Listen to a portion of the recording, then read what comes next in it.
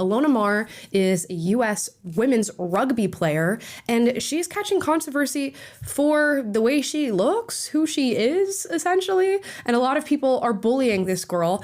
She's what people would consider to be a masculine-looking woman, and that's been the heat of the controversy that she's found herself in all of the press and all of the different interviews she's doing on behalf of the U.S. as a representative of the U.S. For the women's rugby team. People are saying, you're actually a man, this is so masculine, there's nothing feminine about you, I'm not attracted to you, all these different things. She's getting so much hate that it's really bringing her down emotionally, this online bullying that she's receiving, even though she is killing it as a representative of the US for the rugby team. But let's hear from her as far as the hate that she's receiving. I'm gonna be very real here for a second. As you can probably tell, I've been crying a little bit.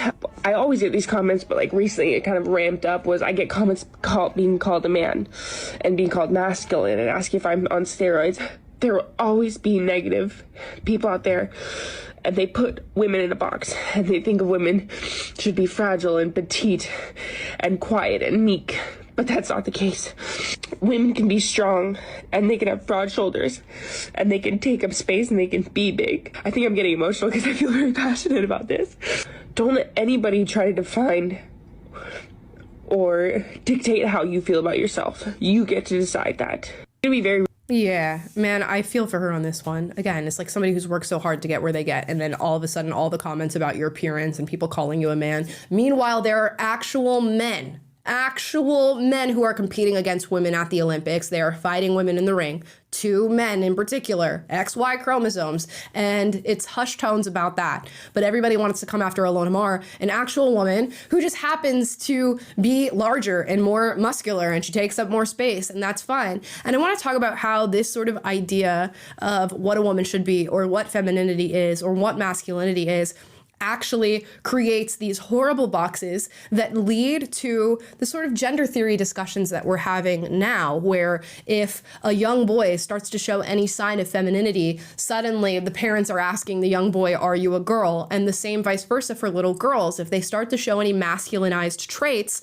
they're automatically assumed to be a man, or that they need to transition, or they're experiencing gender dysphoria. And that sort of prejudice that we have towards these different iterations of masculinity and femininity is what leads to more problems. And Ilona Maher has been really awesome in standing up to that and saying, you know what, I am a woman who happens to be more muscular, I happen to be more bigger, I happen to have like a squarer jaw. Who cares? That doesn't make me not feminine. It doesn't make me not a woman. It just means that this is a different way in which a woman shows up. And I think we really need to expand our view on the different ways in which men and women can show up in the world, so as to fend off some of the crazier ideologies that are assuming that because a woman is masculine, she must be a man, or that because a man is feminine, that he must be a woman. And she's really being cool about this, luckily, and obviously has her weak moments, as anybody would, in receiving just an onslaught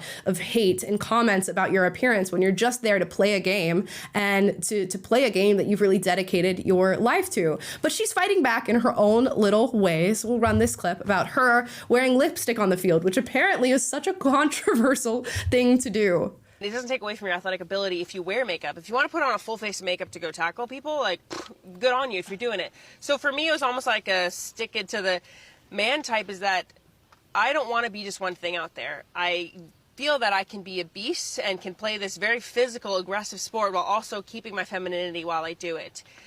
So the lipstick was just kind of a little way to bring that onto the field. And I saw the response to it. People loved it. And almost in a business sense as well, it was like, oh, let's wear lipstick. I would love to see if a makeup deal comes on. And there's a certain lipstick I wear that I always love. So to me, you don't have to sacrifice your femininity to play any sport, whether it's softball, field hockey, basketball, rugby. And I think a lot of the sevens players, even now that I play against, are doing that as well, where they're really standing to it. I see them put on a full face of makeup before they go play rugby, and are the most bad women, on the planet. So to me, it's just a little bit of not changing who I am, no matter what I'm doing. Love that for her. And I hope she does get a makeup brand deal and that she turns the things that people are talking about into money. Secure the bag. Secure the bag with people who want to talk about the fact that you're wearing lipstick out on the field or that you look like a masculine woman or whatever. I can guarantee you she knows what she looks like. And this is an interesting position to be placed in as a woman when it comes to things like aesthetics and beauty standards or whatever. And I'm sure it's something that she struggled with through much of her life.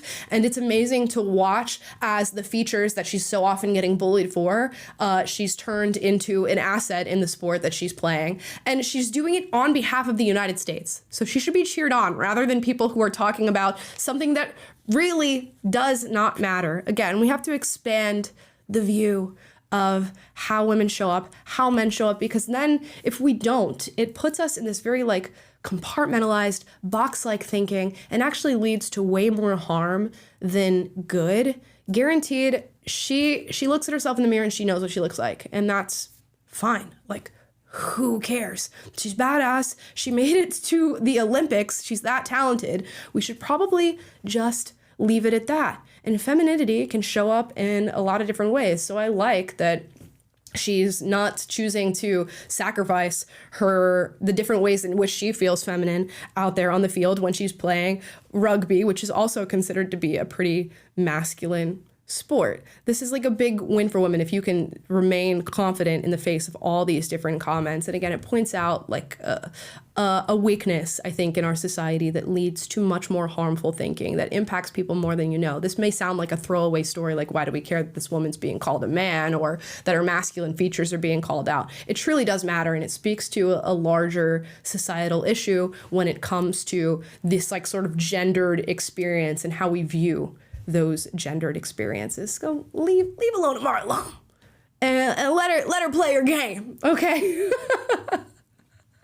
Free my girl Ilona. Yeah, I'm just thinking it'd be so easy for her in today's day and age to kind of embrace that, well, we need to be gender non-conforming and we don't need to be put in this box, and because I'm a little bit more masculine, like, yeah, screw all the, but instead she's almost doing the more difficult thing these days, which is to actually show her femininity too and try to lean into that and and be feminine. And people are criticizing her for that who normally would be against all this, gender stuff. So it's just very backwards to me that she's getting any kind of heat. And I love that she's doing her thing. To me, she reminds me a little bit of like the badasses of Ronda Rousey or like a Gina Carano, like people who are very feminine and show up in that way, but also just have this badassery about them. So yeah, good on her. I've also heard her characterized as gender non-conforming, and I don't think that's really accurate at all. If anything, she's gender conforming by choosing to wear lipstick. But again, that's her choice, and I think she's rocking out her career